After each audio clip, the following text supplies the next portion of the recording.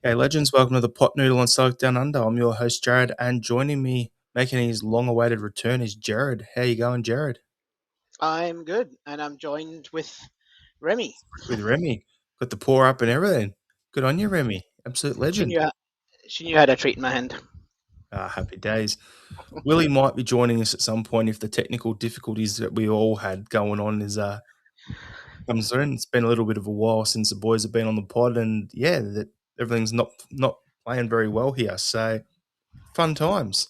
We just made the cutoff before, YouTube was gonna, like, be in the episode and have to set it all up again, so that was fun, but we got there in the end, so, yeah, let's get some comments here. Obviously, Michael Ross, "Hail, hail, my upside down chums." I love seeing that one there.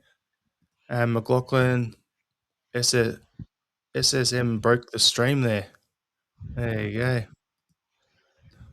So, yeah, thanks everyone for hanging out with us there and jumping on for the pod tonight. Just hit the like button, subscribe to the channel if you haven't, just help us out with that. But yeah, got a few things to talk about here on the pod. So yeah, we'll just start off obviously with the Celtic Motherwell game on the weekend. So I had the starting lineup ready to go, but the technical issues meant that it dropped off my phone. So bear with us a second, off the screen, sorry. So go to my phone. So Sinisalo in goals, Donovan, Arthur, Scales, and Tierney at the back. Atade, Oxlade, Chamberlain, and Negrin in the middle. Up front, Maeda with Tanekti and Yang on the wings. So, what was your thoughts heading into the game, Jared? Yeah, I was a little bit worried without Calmac there. Probably less worried after the Rangers game, though. I thought it was good that we're going to see Alex Oxlade-Chamberlain get a start. I think he's a good. If we've got a replacement for Calmac, if we can't have him, I think he's a decent shout. He reminds me a lot of Aaron Moy, where it looks like he's doing nothing, and it looks like he's so lackadaisical. Is that the word? But he just ends up in the right spot, and then he just does a little. It looks like He's just kicking the ball. This little, but it ends up just exactly where he wants it. It looks like he's playing on easy mode at the moment. Yeah. How you Um, going, Willie? I'm going all right, guys. How are you? Making your return. Here we go. It's the Thursday Aye, session on a Monday. been a while, isn't Yeah. We're just talking about the game against Motherwell, the starting lineup. Like Jared was just giving us his rundown on his thoughts heading into the game. So we'll jump back there and then you can jump in off the back of that, Willie. Cool. Yeah, the big thing that I liked was Ox starting and actually playing about 60, 70 minutes. I think it was somewhere between then. I was a bit surprised with Maida starting up front because he can't seem to hit anything at the moment. But we, yeah, that's a worry that we're probably going to talk about later on.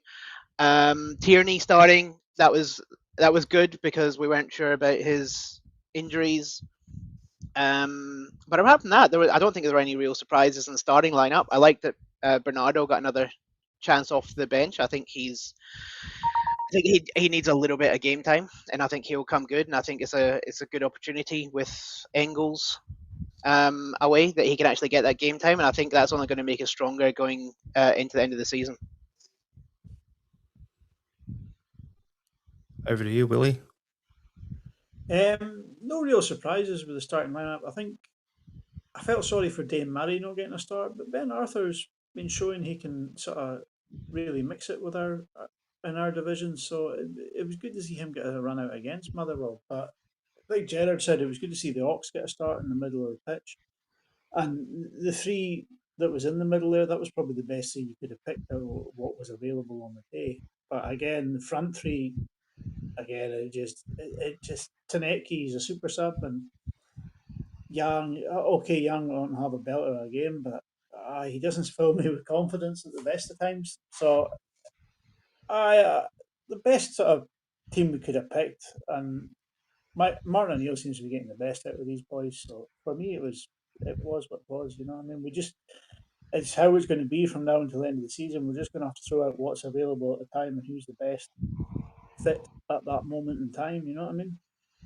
Yeah, that's pretty much what it is. Like, I agree with you, Willie. Dane Murray, unlucky not to get the start, but the more I'm seeing of Arthur, the more I'm seeing what the big raps on him were when he came up to us, and the more I'm liking him. He's kind of he was reminding me. It's going to sound weird. It's a combination to me of, I would say, CCV a little bit in the way he's on the ball, but then at the same time he gives me that Jason Denier vibes. He's reminded me of those two. Like whenever I watch him play, it's like, yep, those are the two that jump out to me, and it's not a bad baseline as for previous Celtic centre backs to be there, but it's good to have like after majority of last season, sorry, start of this season, I've broken this season down into like 4 different chunks, right? It's like Brendan, Martin, first lot, the blackout period I don't wanna remember, and then Martin's second stint, right? So, looking back at it this way, having Trusty has played really well and Scales next to each other, 2 left footers. Trusty did really well playing out of position, but it's actually great to have that natural right-sided guy alongside a natural left-sided centre back. So, yeah, I was really looking forward to it, and yeah, for me also seeing Oxlade-Chamberlain start was one of the main things I was looking forward to going into the game as well. So, first half, Jared, we'll throw to you. What was your thoughts on that in general? Uh, you know what? I don't think this was a game of two halves for a change. I was like, normally when we talk about first half and second half, they're two different games. I thought we were pretty consistent. I liked that whenever we got the ball, we actually pushed it forward. And like I'm going to say the same for the second half as well. Is like we got the ball forward, but then we couldn't do anything with it. Like there was a lot of little like we didn't have that quality in that up front, and a lot of people are complaining about the stats with I think they had 2 or 3% more possession than us. And I'm like, I'm sick of winning the possession battle. I don't give a fuck if we win the possession battle. Like I only care if we win the game. And we actually looked like we played a full 45 minutes in that first half. We actually looked like we were going forward. We were getting good balls. In our defense was pretty solid. Like they only scored because Haddadi made just one bonehead move. Like, but apart from that, like we were really solid defensively in that first half. I like, and this is why I brought up Alex Oxlade-Chamberlain. Like he looked so calm, and he was 2 steps ahead of everyone else in that first half. And the way he switched the ball, like if it came up one side and he saw Yang on the other side, he would just go boom, perfect pass to the opposite, switch side of the field, change the point of attack, puts them on the back foot. I thought that was brilliant the way he was doing those cross field passes. I feel it was not our best half of football, but I feel it was one of our more consistent from defense, midfield. I was about to say attack there, but defense and midfield. I think it was very consistent. Attack was good, and they were pressing, and that's how we got that first goal, just by that pressing and relentlessness. So that was good, but yeah, just lacking that just little bit of quality in up front. To me, I'm going to relate this to like a game of basketball in a way. It's a game of runs rather than it was they were the better team in the first half or they were the better team for 20 minutes or whatever. It was they'd have 2 or 3 possessions where they'd come forward and they'd get into good positions on the field. And then we'd do the same going the other way. And it was just a matter of who was trying to make the chances. As you were saying, Jared, like we get the ball forward. Like I think defense to midfield and then out to even the wingers was decent. It was then once we got to that area of the pitch, we did nothing. So that's where it broke down for us. But we're getting the ball to the right areas. And then eventually it came off for us. But then on those runs, then they'd have a couple of minutes where they'd go, or a couple of plays where they'd come up the pitch. And I actually enjoy watching them play. Like I'm being honest, we'll talk about their manager later on and our manager situation and all that later in the pod, right? But I like the way that they come and play football. Like they don't come to Celtic Park and sit back 2 rows of 5 or whatever. So it's actually good to watch. Like so they're coming forward and they're having a crack. And Nigrin could have had a hat trick. Let's be honest. In the first half, he could have had 2 goals. if he just got his feet the right way around. In the second half, he's then hit the post. So it's one of them where we were getting into the right areas, it just wasn't happening for us. I don't know about what your thoughts on the first half were, Willie, but we'll throw to you. Listen, I thought it was a thoroughly enjoyable game of football with two very competent teams playing, sort of trying to outpress each other as the game went on, and I really enjoyed it. A full 90 minutes of it. I actually really like watching Motherwell play. The way they attack and they press, they try and press when they have the ball and they're in possession. They try and attack you with a 2-3-5 style formation. I mean, that's what Ange pressed it with. You know, I mean, that's where we were all sort of in awe of how great our attacking prowess was under Big Ange. And this is a very, very similar style press that Motherwell play once they're in possession.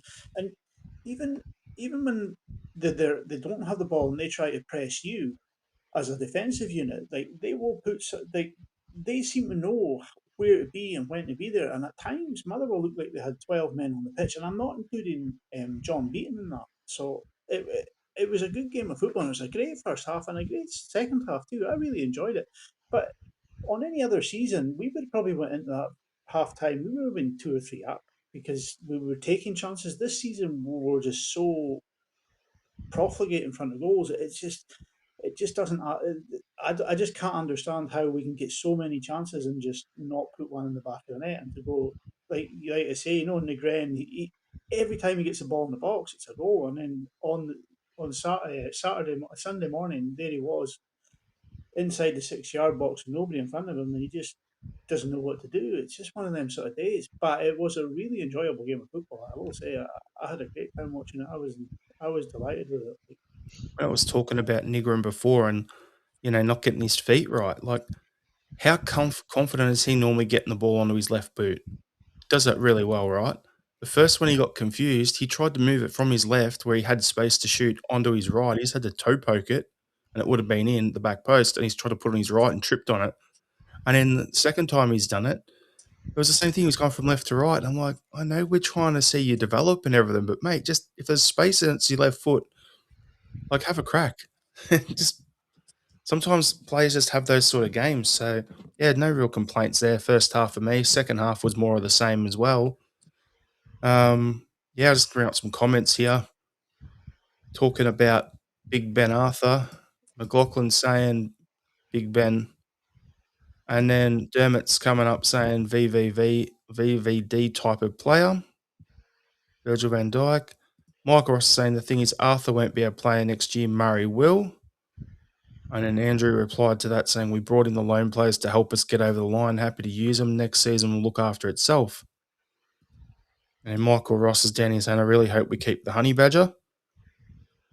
We will talk about that later on as well.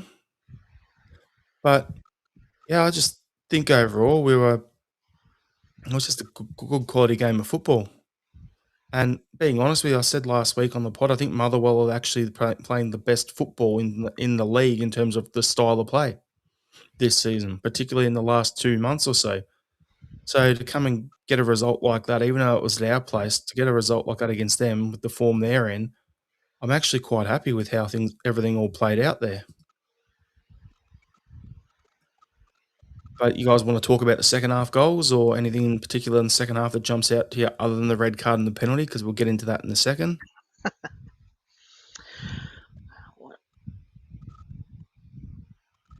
The big thing, like the changes, like everyone, I think one of the biggest things we've had this season is O'Neill and his changes and his substitutions. And I love that he doesn't wait until the clock says 6-0-0-0 and then goes, hey, it's now 60 minutes. Let's just get 3 random players on. He actually seems to actually manage the game. Made a change. It was half time, wasn't it, that he brought Tinekti off? I think it was at half time. And he's making some good changes. I'm starting to lose a bit of faith in McCowan. I'm looking at this saying that McCowan came on in the second half, and I can't remember him playing at all. Again, I've said before, and I think Bernardo needs to get a bit more chance. I think he actually done quite well when he came on in the second half. Same with Srirachi. does the Colby Donovan injury, like he didn't go off as soon as he got injured, but everyone kept on talking about it. Was he actually injured or was he just hurt and then got subbed? Don't know, mate. Not sure. Yeah, I don't think we've heard anything about that afterwards. Um, the whole second half is just it comes down to the penalty. It comes down to the penalty and red hat. Like it was the same stuff. This is why I said in the first half, it was like I can't decipher the first half and the second half because they just meld into one another. Uh, it was just more of the same thing. Like we didn't really take a backward step. We didn't get massively better.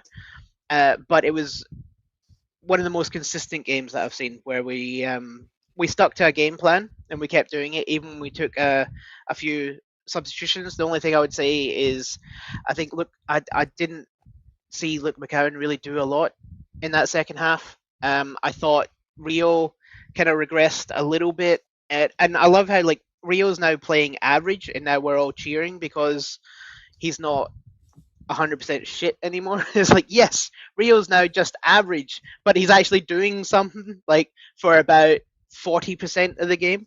So that's great. Yeah, it's an interesting one. Like I thought McCowan's been decent when we've seen him recently, but yeah, in this game I thought yeah, it was pretty. I didn't even notice him out there to be honest with you until you said he was on. I wasn't even sure he got subbed on. Let's be honest. So yeah, that sums it up there. But I'm going to bring up a comment here. McLaughlin's saying that I was nervous until the red card came along, and I think that's what settled it a bit for us because like I love how he's just the refs Beaton's right there and he's like play on.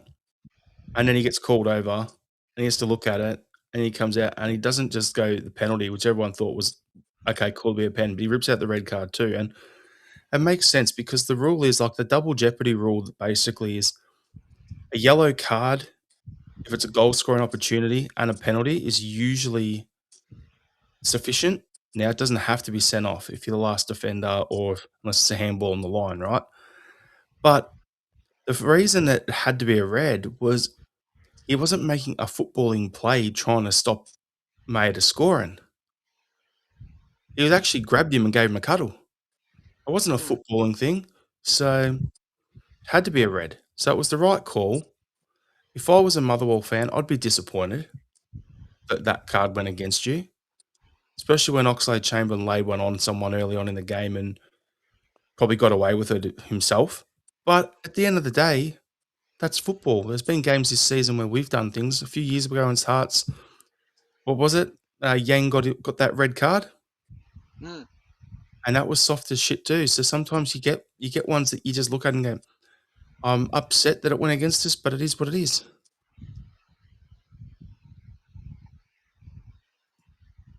Got anything to add, Willie?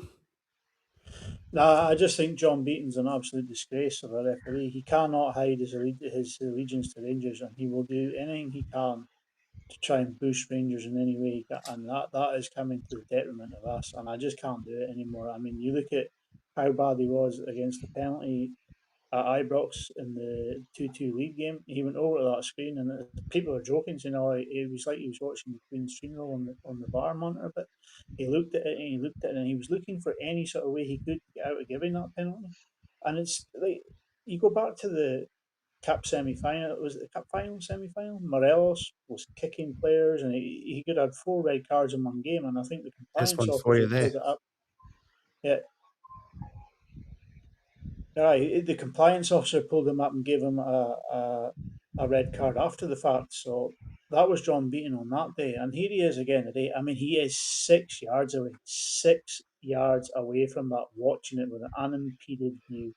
There's absolutely no reason for that. Now, Rangers went out of their way to make sure that Willie Collum never refereed another Rangers game before he retired, and they did everything they could to make sure he wasn't given any of their games because they said he couldn't do it in an unbiased manner. We should be doing something similar with John Beaton because it's getting to the point now where he is deliberately going out of his way to cost us goals and give decisions against us, and we need to do something about it. Like I don't want to go down the route of being it's all sort of sour grapes and you just need to let it go. It's like the caller on Clyde One Super Scoreboard phoned up to complain about it after the game, and all the panelists had a wee pile on. Look, you won the game. What are you complaining about? You just need to be happy with the result.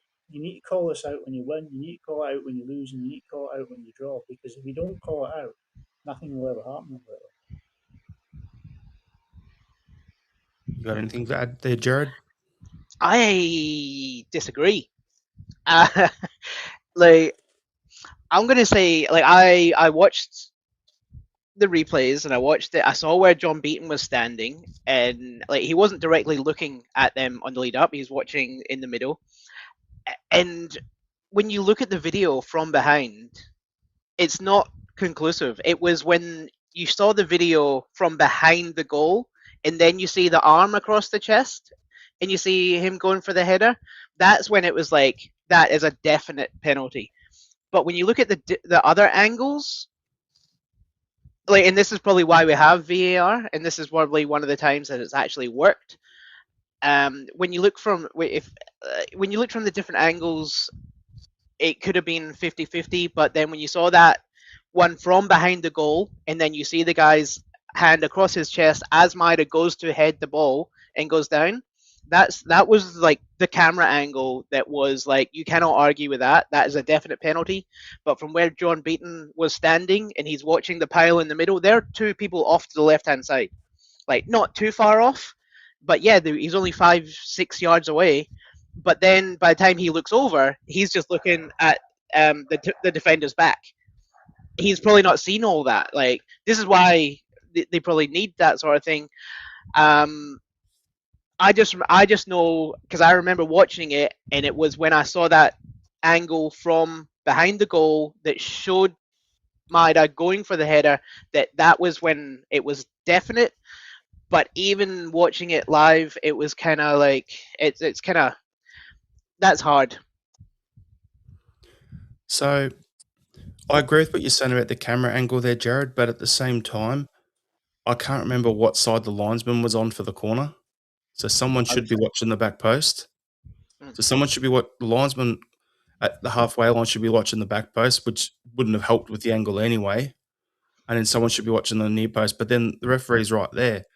So I look at it and go, I can understand both ways. We've got the right result, but I'm going to go through and bring up some comments here. So McLaughlin's saying, I seen a stat saying he'd awarded us 3 penalties in 9 years prior to VAR. And yes, I saw the same thing.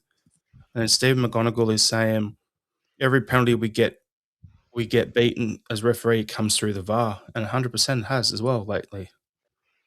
So, yeah, and so he's had to walk it up and everything. So it's been a bit of an interesting one here. But as Andrew Gillespie saying, he was climbing all over him. The top tier could see it, and that's the main thing at the end of the day. It was a penalty. We got the result. And there you go, Stephen saying the guy was getting a piggyback right off Maida. Yep, pretty much. So it was right result. Had to be done, but I just don't have much faith. And like where you're saying, Willie, about we should be putting in some sort of comment, like that Willie Collum got ruled out from doing the Huns games and everything. If we don't get beaten in our games, who are we going to get? They're all your mates. Ron Robertson. Exactly. What's his name? Holmes under the hammer fella. Dickinson. Yeah. I see what you're saying there, Jared, right? But at the end of the day, that ball comes across.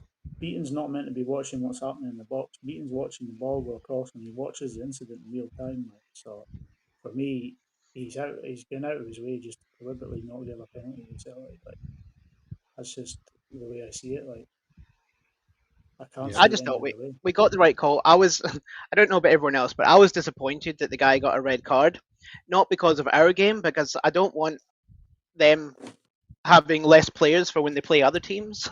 It's like, no, let them go, let them play the next team. Have their full team when they play fucking Hearts and Rangers. Don't worry, even if that happens, they get Stephen Welsh back in to fill that spot anyway. But he wasn't playing against us, so swings and roundabouts, Jared. There you go. Them getting a player sent off was just let their press look normal to us, because when they were pressing us, it looked like they had an extra man on the pitch anyway. So it just kind Yeah, of broke things down to an even keel. sure did. Now, was that the Kiwi fella who scored the goal for them? Aye, Yes. Just, Elijah's yeah, just signing. yeah, he's been in some signing for them. But anyway, to get back to the game, last thing on it, who was your man of the match? Who was your donkey of the day? And it could be for either. There you go. Yeah, you know what the donkey of the day is, don't you? It's an absolute Yeah, stinker. yeah, yeah. Worst player on the pitch for both. It can be the ref, it can be anyone. Donkey of the day is John Beaton, without a shadow of a doubt. And player of the day, I think Elijah Just had a great game for them. Like, I thought he does so much running on and off the ball. Like I think he's electric. Everyone was talking about Masmanisi, how great a season he's been having, but Elijah Just feeding a lot of that, getting a lot of assists for them. So I thought Elijah Just was superb. But I suppose man of the match has to be Young. That second goal was quality. Like he didn't like for me, he didn't do a great deal during the game other than score the two goals. He kind of picked up McGrenn's mantle there. Like he did a lot more tracking back to help Donovan for me from when I was watching it. But I two goals and a cracker of the second. So for me, I would give Young player of the match. What do you think, Jared? Well, Yang's getting man of the match because he done a lot during the game. Like, I think the only thing he done wrong was that little crappy pass to Ox that ended up getting him a foul and that yellow card. But apart from that, it's like he done a lot of running. Like you were talking about the other guy, he done a lot of running. He was tracking back. He was helping Murray, but going forward, he was the only one that was actually really being creative and like trying to like. But he would get forward and no one would be following him. There's no one to cross the ball into. There was one where Savantra and McCowan both ran to the same spot, giving him nothing to cross it. And he had just blown his ass to get down the field and put a cross in, and no one gave him anything. Like the pass from Sinisalo over the top, I think if that went to anyone but Yang, they would have missed it. Like, could you imagine Maida scoring that like these days? Like, like Ryan no, Christie, like anyone? yeah, it would have been horrendous. Like, I think Yang was man of the match, and I think he done a lot more than what Willie has been giving him credit for the last couple of days. I thought he was great. Like in the middle of the park, tracking back, up forward, he was creating, and he scored the two goals. The donkey, I don't like. I'd probably give it to Longello for just being a douchebag and just tackling someone in the box. Like I don't know. That's pretty stupid. But I think most of the players on the field were actually half decent on both teams. And like, if I was like, so it's either Longello or if I've got to say it, I might say Maswahisi. Even though I really like him, I would love that. I would love to get him as a player. Like every time he made a forward run, he was kind of offside or he done nothing with it when he's meant to. I think I would say him because his ceiling's meant to be higher. He's meant to be a Celtic player like on that level, and he didn't play like it on the weekend. So I'm going to say Maswahisi, because he should have been better. So for me, it's Yang, man of the match, donkey of the day. If I want to get a little bit creative, didn't Hearts lose on the same day as us? So that means Derek McInnes is my donkey of the day. There you go. You set that up from the beginning, didn't you? You Oh, you guys covered who I would have spoken about. So I just quickly checked while you were talking, Jared, to make sure the game were on the same day. So I could use the word day as a workaround. So just for fun, there you go. The Yang Gang. Yeah, it feels good to be Yangster. And Willie, what was your story about this in the group chat again? Yeah, Dan has said he would get that previous meme you showed up as a tattoo on his arm if Yang That one. scores five. No, the next one. The next that one there. He says he'll get that as a tattoo if he scores five more goals and we win the league. So that made me a fully fledged member of the Yang Yang. Yeah, get on board, everyone. We're going to make Dan get it. Yeah. Be brilliant. So, yeah, we'll just move along a bit here. So, obviously, like as I touched on earlier, I wanted to talk about Jens Berthel, the manager at Motherwell. Like, the more I see Motherwell players said, the more impressed I am by them. And I think he could potentially be a good candidate for the Celtic role. I'm not saying that he should be. I just want to pick your brains and get the comments going on this. But what are your thoughts on him as a potential candidate at Celtic? Is he someone that you would like to see if he's to come in? Do you think he'd do a good job, or would you rather us target someone else? Like I know Ian is in the Kevin Muscat camp over JBA. What are you boys feeling about here? We'll go to you first, Willie. I'm 100% in the JBA, but in the JBA camp now. Like after watching them, that's the second time I've seen them against us this season. I've been over impressed with. Like you know, what I mean, watching them press, they play that 2-3-5 when they're pushing and when they've got the ball and they're attacking it.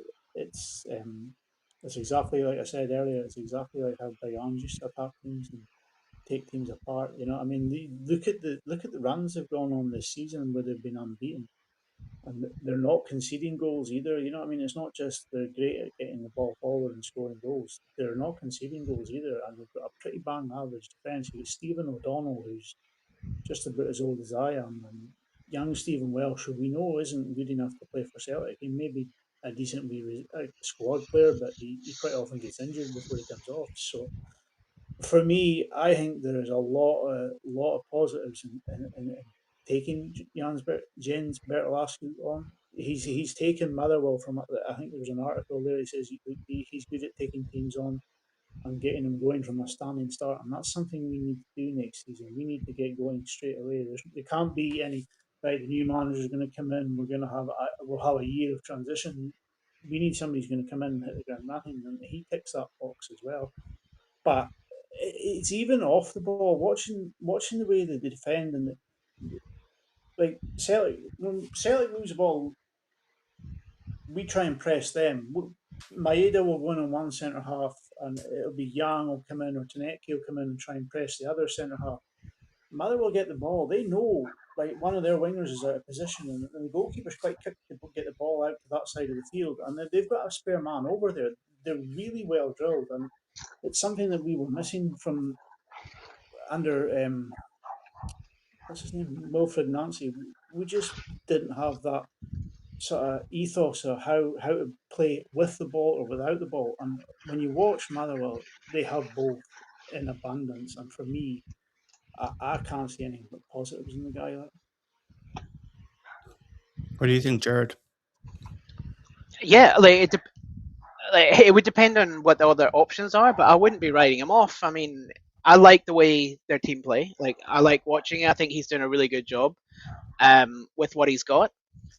I would, if he did come along though, I would like it if he actually kept like Fozzie and like all the coaching staff. Well, not all the coaching staff, but like Maloney, Fozzie, like the main guys, because what I'm seeing now is he's done really well, but he's just lost the last two games when it's coming into crunch time when he was being talked about uh, in the running with the top three teams.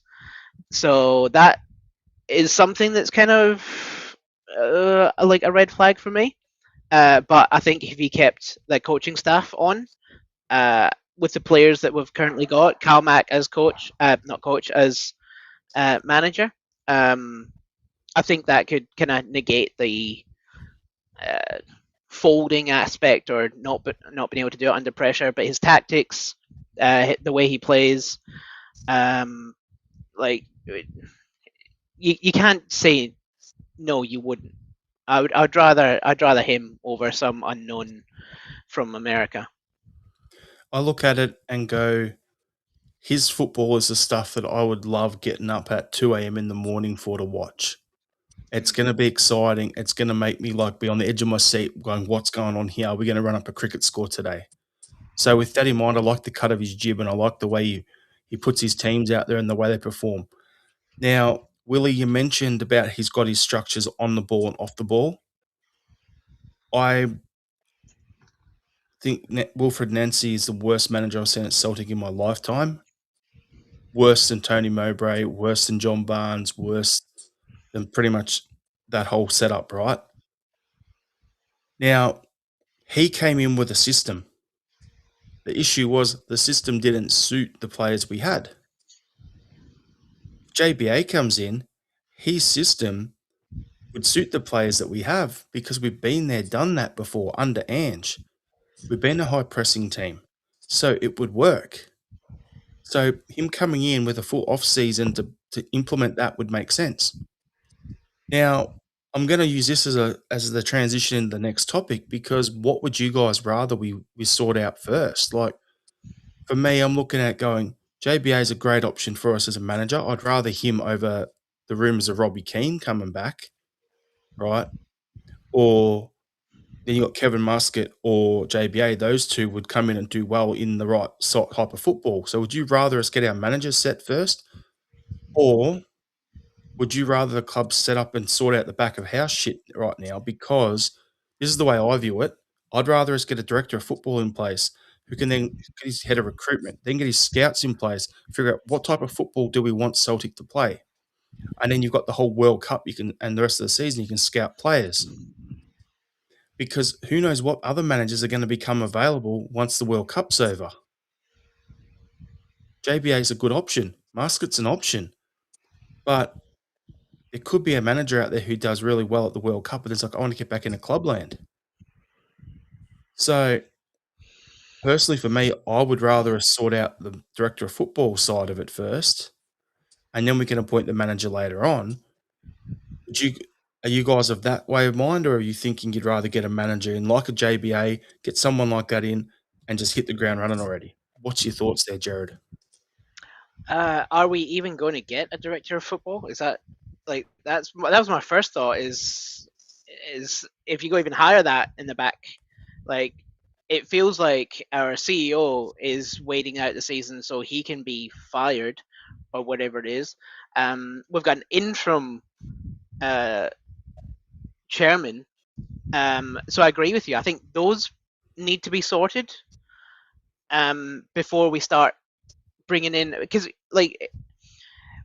we need that sorted so that we can tell the next coach or manager coming in what they're allowed to do in the off season, who they can spend, what the wages are. I think that is more important, because you're not going to get a manager coming in and going, oh, what am I allowed to spend? It's like, oh, we don't know, I'm just an interim. So yeah, I agree with you, but yeah, I think it goes hard. There's so much that needs to go on behind the scenes, but yeah, I think the serious parts that need sorted first.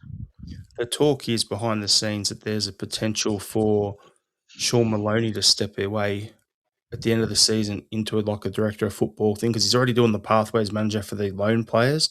So then he steps in because he's the one guiding the recruitment and the loan signings and that in the back of house anyway. So if he steps into that sort of a role, then we can. And this is going to tie into comment here from Andrew Galea. He's saying we can't play the manager's style. We always play the manager's style. Can't see us having a director of football setting a philosophy.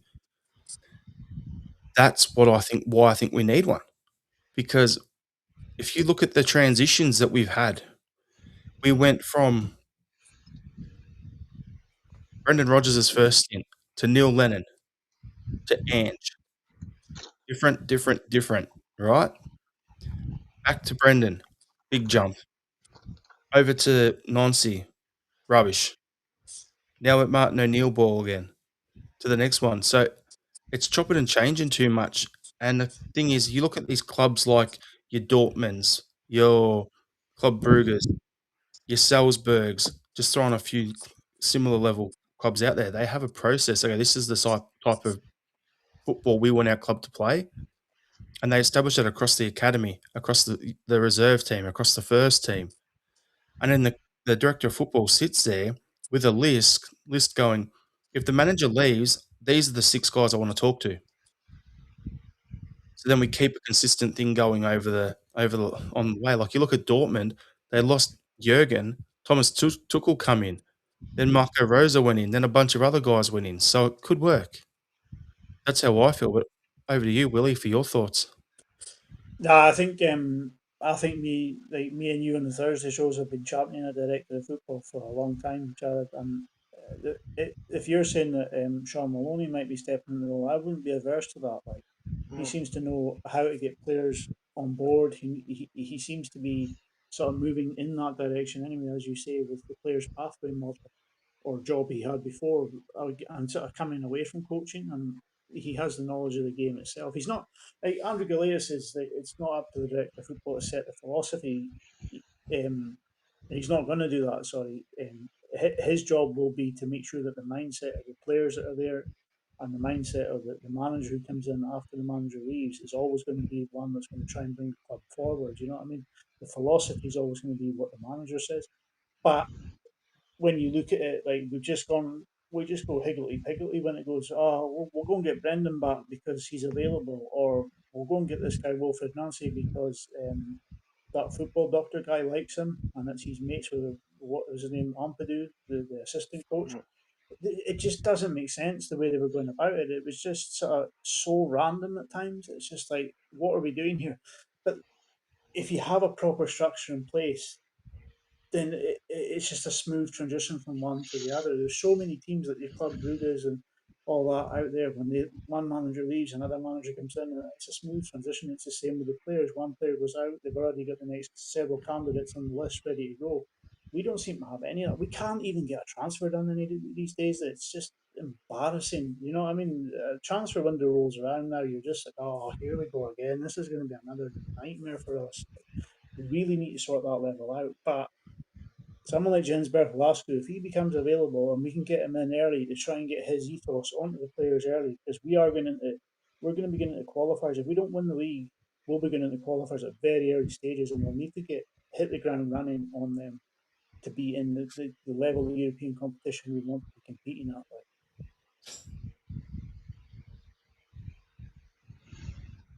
Anything you want to add there, Jared? Yeah, like just that very last comment that Willie said about Europe pretty much goes to why we want the director of football and everyone in first, is because we need the manager and the coach to put their ethos and stuff in, but the biggest downfall we've had is we've waited until we've played 4 or 5 games before we start signing players. So if we can get that, if we can not even wait to the start of next season, like as soon as this season's over, within that first week, get that back of house organized, get a director of football if we're going to do it, or whatever it is that's all that shit that goes on behind the scenes, get that sorted so you can get a manager in as soon as possible. And whoever the manager then that comes in, it's probably got 3 or 4 names that they want to fit their system already. Have a look at them, get them in, and actually have a preseason before we actually start playing these games. But yeah, I think if we got the manager in first, they would probably put in their system, but wouldn't have the players, and we'd be in the same spot that we are. I think yeah, if we got the back end sorted very quickly, I think that would help. If only we had a forward-thinking club that we supported, hey? When you've got the chief financial officer is trying to actually cut wages. There you go. But anyway, we'll move along from there. So, talking about signing players. So, what is the reality of Celtic signing a Rahal? Would it be a permanent signing or another season on loan? What do you think there, Jared? Because I think it's going to cost a good 7 million, 7 to 9 million to sign him permanently. I can't see Celtic doing that unless, say, we were to sell Alistair Johnson. That's the only way I can see stumping up that cash. But if he wanted to stay for another season on loan, I wouldn't be against it either. Yeah, well, that's going to be up to Birmingham. But yeah, I've been thinking about this in the last week because you see all the pictures of his brother / cousin. No one can work out how he's related to this guy who says yes, he's interested, and I'm just like, doesn't matter if he's interested. We cannot sign him if we still have AJ. That is like the bottom line. In reality, like you said, CFO wants to cut wages. We're not going to be able to sign him for. It's going to cost like 8 million. But he's also 23. AJ is a lot older. I think they're on par as players. I think AJ is a little bit better. If we could get 10 to 15 million for AJ, I would actually prefer to sign Araujo pretty much because of his age. Because then we're going to be able to sell him later on, and he's going to improve, and he could end up being better than AJ. But if we're keeping AJ, not a chance in hell are we selling. Are we going to buy this guy? Like, not at this club.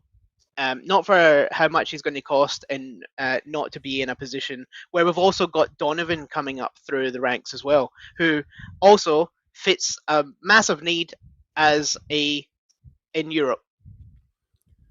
Well, before I throw to you, Willie, we speak about the production line all the time on this pod, and the perfect scenario is we had Josip Juranovic, we brought AJ in, then we sold him, right? And behind both of them, we've had the Bricky. So now the Bricky ideally should be our third option at right back, just for Europe, as you're saying there. We need to keep numbers up for the quota. So if AJ moves on, you get Araujo in, there's your production line, and Colby Donovan's next man up. So when Araujo moves on, Donovan's ready to step up to be the starter. Ideally, that's how it would work. But Willie, do you see anything like that working or not? I don't know. You should never fall in love with lone players, as I say, and I get a feeling that Araujo's future is going to lie elsewhere. I don't think it's going to be, even if we do match the money that he wants. I think he might have a better offer. He might have something at a higher level in the SPL that he's willing to go to. But I agree with everything you say. If an offer comes in for AJ, who is a phenomenal player in his own right, that matches the valuation, then Araujo is the player you would love to replace him. Right? There's no denying that. But again, as you're saying, Jared, that step up for Donovan. Donovan's been impressing me. The more I see of Donovan, the more impressed I get with him. Like he's had a couple of ropey games, but you need to remember he's 19 years old, so he's going to have a few mistakes here and there as he goes. But he's getting better and better. So he is, like you say, the next man up, and that is where the model should be, and that's how it should work. You know what I mean? Right? Johnson's away. We're buying Araujo, and we've got Donovan, and we've got Ralston. Well, Ralston could be surplus to requirements, and he could be heading out to Motherwell play alongside Stephen Welsh once more. So, but as you say, we just don't have a forward-thinking club that has this sort of mindset with things. Right, we've got one player going out, we need one more coming in. We just look at it and go, oh, we can get 15, 20 million for him, sell him. What are we going to do? Oh, I suppose we should go and look at a replacement for them. Well, you've got a week left of the window. You better hurry up and get it done. And then the window closes and you run out and scramble and take somebody in the loan. And luckily enough, we got Araujo because of the injuries in that positions. But it was quite early in the window, to be honest. But some of the other loan players we've Wilfred scrambled to get Nancy. in. Yeah, some of the other players we scrambled to get in at the end of the window just. And Vuka, I mean, he bobbles when he runs. He's like, oh, you just need some sort of sound effect to go with him as he's bobbling along. He's like something at the Noddy cartoons, he's He wobbling just along needs like someone to that. play pinball noises as he's running along because Yeah, he's going ding, ding, ding, yeah. ding, ding. As he's bouncing off things. Aye, But, it's but what you're sad saying time. about Donovan there, Willie, like, is 12, 18 months away from being able to take over and be the first team starter. At his age, he's got to fill out, he's got to strengthen up, get another couple of pre-seasons into him, right? That's where a director of football is, and that's why I went to that topic before coming to this one. The director of football would look at this and be like, and if it's Sean Maloney, who is your director of football, but is also has been doing the pathway stuff, he'd be able to look at it and go, all right, if we keep Donovan, but we loan him out somewhere, say somewhere in Belgium for 12 months, and he goes there for 12 months, but then we still keep the Bricky for the quota in Europe, and then we have Araujo to start, and then when he moves on, when he's ready for his next move at age 25 or whatever, you got Donovan at 2021 ready to step in and take that spot and hold it down for the next 4 or 5 years. That's what you would have as a director of football. I'm not saying McLaughlin, I'm not saying to get rid of him, okay? I'm just saying, throwing that out. That's what a director of football would do. Okay, so yeah, I'm just throwing an idea out there. So that's what we would do, but we don't have a director of football to forward plan the pathway and go, okay, this is how we would juggle it. This is the player that we would look to sell in 6 months' time, in 12 months' time, in 2 years' time. So, go on, Jared. This is why I would keep Donovan and not load him out, is because I would sell Murray and sign Arthur, because Murray plays like Donovan as a youth player that's coming up, but everyone forgets Murray is 26. No, he's not. Nah, he's 19. He's not 19 or 20. Dane Murray's not even 21 yet. I don't think. No, I'll check it. Oh, Have a look. Yeah. Dane Murray. He's 22. Who the hell was I looking at? I have no idea who you were looking at. I looked at this. I done research before this, and whoever I googled said he was 22. No, he's 22. You said 26. No, 26. 26. Yeah. Oh, I just clicked on the thing that is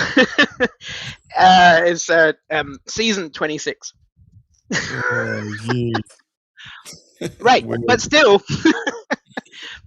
I think I would still keep Donovan and either loan out Murray or sell Murray, because I think Donovan's ceiling is a lot higher, and I think Arthur, he's younger, but I think his ceiling is going to be higher. I don't like Dane Murray. I think even if he stays another few years, he's always going to be a backup, and we're only going to be able to sell him for an X amount. If we sign Arthur for whatever we sell him for, I think he can actually be I think his ceiling's going to be a lot higher, and we'll be able to sell him for several million more than what we buy him for. I think I'll throw another option at you. Why don't we just sell Stephen Welsh, cut our losses there, and put Donovan into that role that Welsh played as the 4th or 5th string centre back, who can go on loan here and there as required. Yeah. There's another option. Keep the squad younger, clear out some of the people who aren't going to break through. That makes more sense to me. Yep. Or that option.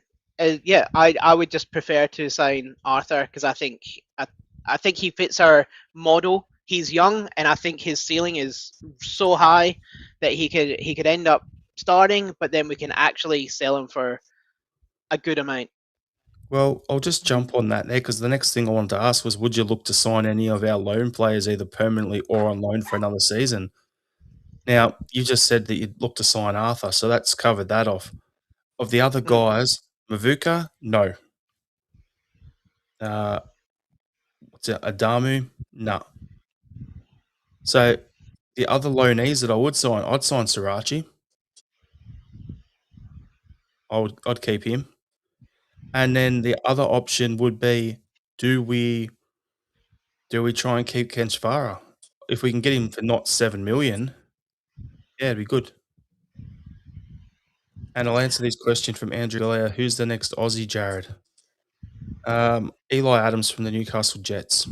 Get him signed up to play on the right wing. Anyway, anyone you want to sign there, Willie? Of the loan players? I would definitely sign Srirachi. I would try and take Ben Arthur back on loan for another season, but I don't think we have a hope in hell's chance of signing him. And I think after watching his assured performances, and if he gets another good season, I don't think the price tag would be something Celtic would be willing to stretch to for him. So, as much as I admire him as a player, I just don't think we're going to be able to afford someone like him. I would definitely take him back for another loan spell, though. But Svanchara, if we could get him for under 5 million, I would consider putting a bid in for him. But anything over 5 million, I wouldn't be paying it. And as for the rest of them, it would just be a case of thanks for everything, see you later.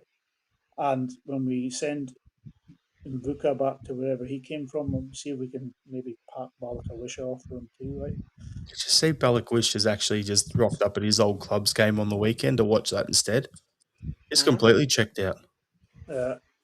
He's in him and James McCarthy must be roommates, in the fucking Twilight Zone somewhere. We'll never be seen or heard from again. Man. It makes you think, are they actually real players? Did they really exist, or am I just imagining things? Dirk Richter sitting outside the bedroom with him. Man. Just watch. Balakwisha will end up getting traded to another club, and he'll end up doing really well, and then he'll be like, wait, we watched him and he was doing well, came to us, turned to crap, went somewhere else, done well. I just think he's just got I think he got a shit attitude when we bought him at left wing, and then we got Tenecti, and then I think he's just got a shit attitude. But I think he's a player, but not for us, and he's just got a shit attitude. He will be another Barkas for us, where he was good before he was at us. He's been good since us. Who was that striker we had again? The Finnish guy or whatever. Who was it? Finnish or Norwegian? Went to Uh, Norwich. Throw in your burger. Nah, not Berger. The other guy. The big blonde guy. Anyway, doesn't matter. It was a striker. Doesn't matter. It's the same deal with him. right. What? But back to you. I know the guy you're on about. You had like a top knot. Nah, I don't know. Jared, keep talking. I was like, all right. So back to your question. I would definitely sign Sriracha, and I would like to sign Arthur. If not, loan with an option to buy. Like Araujo, we've covered that. I would only sign him if we sold AJ. I don't think there's a chance in hell of us signing him if we don't. But I would love to sign him. I think he'd be amazing, and that is it. I wouldn't sign any of the strikers. I think we've got our striker number 3 when he comes back from his hamstring injury in Callum. And I think we need a number 1 striker and a 1.5 striker. And I think that's where most of our budget and energy should be going in the off season. So Gavi Boy is saying it was Rasmussen. It wasn't him. It was actually Timu Puki was the one I was thinking of. Oh, yeah. There you go. So, yeah, we definitely need that. So, Willie, you got anything to add on there, or should we just crack along to the next topic? Nah, just crack along to the next topic. Yeah. So, Jared wanted to know, is Kuhn the best right winger we have had in a few years? Yes. So, all I'm going to do is someone in our chat, I can't remember who, said it was Jota, who played on the right under Ange.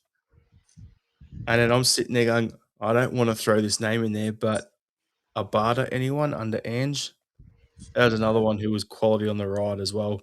So there's a few decent ones. And even Paddy Robertson, his first stint under Brendan was decent on the right as well. So there's been a few. I said a few years. Which one Not a decade. Which one gets you the most excited, Jared? Kuhn. And then Abada. Yeah, fair enough. So, as you can see with the episode title, I named it "Enjoy the Title Race." That's something Jim Orr said heaps of times on Axon, and he's spot on with it. Like, for me, I'm looking at going, the league title is back on. We're only 2 points behind Hearts. We've got to play them a couple more times. It's going to be absolutely an interesting one for the next few games here. Like, Derek McInnes looks like he's shitting the bed again. And, yeah, we're coming good with the squad that we've got. So, how do you think it's going to go? Is it our title to lose, Willie? It's definitely in our hands now. I mean, we keep our own house in order. We're champions. It's as simple as that. But there are a lot of pitfalls out there, and the team we beat at the weekend are potential kingmakers in all this. Like, they could beat any of the other three. The 3 of us who are challenging for the title, Motherwell are capable of beating them. So they could be kingmakers as it goes. Like, but right now, I'm quietly confident we can go on and win this. We have wrestled this back into our hands, and Martin O'Neill, I don't really know what style of football he's trying to play. At times, it's hard to pick out. Is it a high press? Is it a 3-5-2? Is it a 4-4-2? Is it a 3-5-4-1? You know what I mean?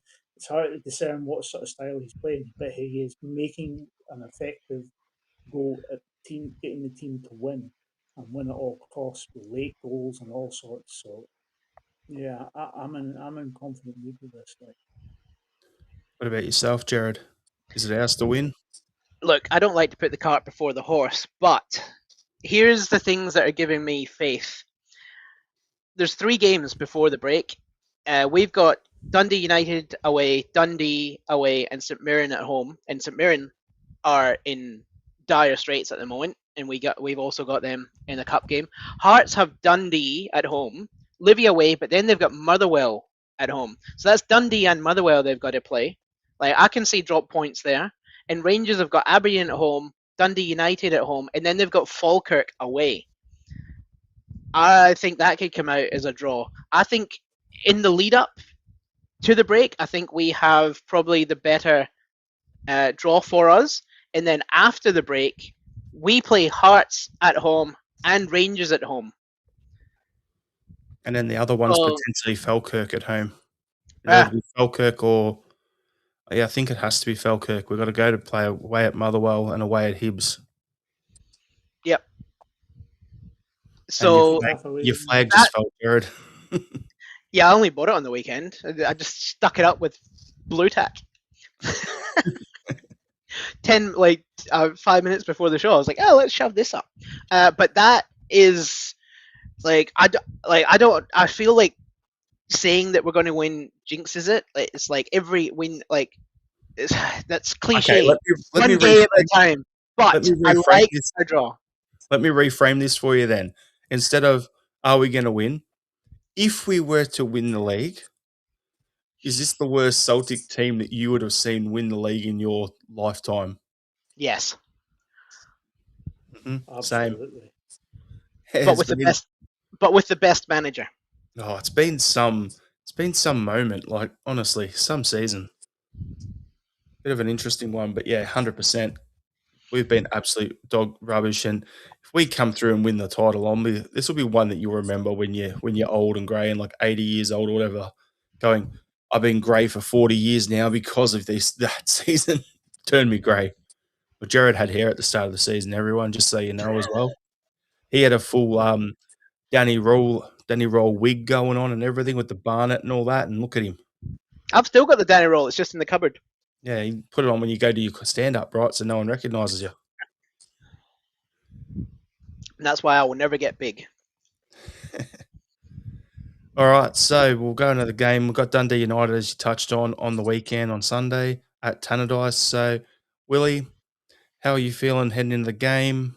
How do you think we would have prepared? And you starting lineup? I'm feeling quite confident. Dundee United are just hit and miss big time this season, and they're not really that great. They're not really that great to watch. I mean, they were 2-0 up and cruising against Dundee at the weekend, and then they lost 2 goals. I think there was 94th minute and the 96th minute, an own goal. And the boy Jim, what's his name? Jim Goodwin.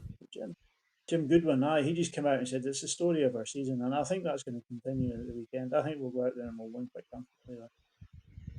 Hopefully, we can get a few goals rattled past them just to boost the goal difference a wee bit. Yep. How are you feeling heading into it, Jared? Look, after, let's say, the hardest part of our season, like no one expected us to come through this part of the season unscathed. But it's more the last game. Like I said, like we might not have won possession, but we had the most complete game that we've had. If we can just get a little bit better in the 18-yard box, like this is probably the most confident I've been coming into a game. I think just on the back of those games, and then that last game actually putting it together. Yeah, I'm pretty confident. Yeah, for me, I think we'll go up there, we'll get the win, but it's going to be a bit of a slog for the first half hour or so, and then once we finally break them down and get a goal, then it'll open things up a bit more. But yeah, I'm thinking we'll go there potentially the same sort of lineup we just had on the weekend. Why not? Why change it too much? If Kelmack's fit, he'll probably be the only change. But I wouldn't even risk him because we've got the international break off the back of this game, so I'll just give him the extra break, get him fresh for the run-in. But yeah, it's one of them where I think we'll go out there, we'll get the job done. So my starting lineup, Sinisalo does not come out of our lineup the rest of the season. Our form has completely changed since he's gone in between the sticks. So he stays there as our good luck charm. And then the centre-back pairing of Scales and Arthur is working well. Bring in the only other change I probably would make with Donovan. He copped a knock, remember, and Rahau should be back, so get him in there at right, Tierney on the left. Middle of the park, Calmac comes in if he's fit. Other than that, keep the same lineup. I don't know what you boys are thinking. Willie, any changes you'd make? Or are you good with that? Nah, I would like to see Ben Arthur carry on, but I have a funny feeling Trusty might come back in now that suspension's all up, so it might be a case of Trusty Yeah. comes back in. I forgot about Trusty. Yeah, so I think Trusty will come back in, and I think Araujo at right back, midfield Kalmak if he's fit will come back in, and then it'll be Kalmak, Hitati, and Negren, and up front it'll be Yang, Taneki, and Maeda. But you might see Maeda go on the left and Shunsvara come in as the starting centre forward. But Wouldn't surprise me against the I, hammer throwers up there. yeah, yeah, it could be one of that sort of tight games where you just need him up there to try and sort of ragdoll defenders, pull them out of position, try and make a space for the attacking wingers to get in there. Maybe Young can get a wee run going and come inside, get another cracker or a goal. And Jared, what are you thinking? I have a couple of changes that might have people yelling at me. Sinisalo, of course. Like, I think he's our future goalkeeper. We trust. I've got Tierney, Scales, Trusty, Araujo. In the middle, I've got Alex Oxlade-Chamberlain, Rio Hatati, and Bernardo. And then I've got Maida, Big Tam, and Yang up front, because I think Tenekti will play better coming off the bench. And if we're up, like if we're down, we can shove Maida to the front and take Big Tam off. If we're up, I think I'd like to see more of Adama without risk. if we're up, like let's get him on. I'd also like to see Mercado. Like, didn't we bring him back from Queen's Park or whoever the hell it is? Like, we took him back from on loan, and I think he is like a future Calmac, and I would like to see him come off the bench as well. I also think Bernardo, if we can get him some game time, he will come back to where he was, and we can either use that to our advantage in the run in or boost his selling price. Put him in the shop window. Hmm. The other one I want to see come on is big Iheanacho. Wouldn't mind seeing him get some game time at some point too. He was on the bench on the weekend, but anyway. I'm going to bring up some comments here. So Plunger's saying, come Saturday, we'll be third in behind as Hearts will beat Dundee and the Huns will beat Aberdeen. So then we got to win ours to jump in. So this weekend, this is how crazy it is. We're 2 points off first. We win our game and Hearts lose. We could be on top. But if things don't go our way, we could be third. It's a crazy weekend. So it's going to happen. We got to get the result. So with that in mind, Celtic will win yet again 3-1. What's your score prediction, Willie? 4-0. Jared? 3-0. And then we'll get to a final thought to wrap the pod up. So you got a final thought, Willie? Final thought. It's good to be back. I felt like Harry Potter locked under the stairs there for a few months, not being able to do a podcast, but it's good to be back. It's good to see you all. That's good to be back on, mate. How about you, Jared? Well, we're a Celtic pod, so I'm going to have to say tomorrow is St. Patrick's Day. Get shit-faced. Drink all the green alcohol in the world. Or the black. Yeah. Oh, just chuck green dye in your beer and smash a lot of it and then come out with green fangs. That's the best. And for me, yeah, just final thought. More of the same, boys. Just keep it going. I just think the opposition are going to be imploding, but yeah, it'll be an interesting one to see how it all plays out. So get on the beers, get on the green beers, and have a great day, everyone, celebrating St. Patrick's Day. Thanks for tuning in. Don't make Shane tap the sign. Hearts are thinking Martin O'Neill's gaining on him. And yeah, thanks, everyone. Hail, hail. How Hail.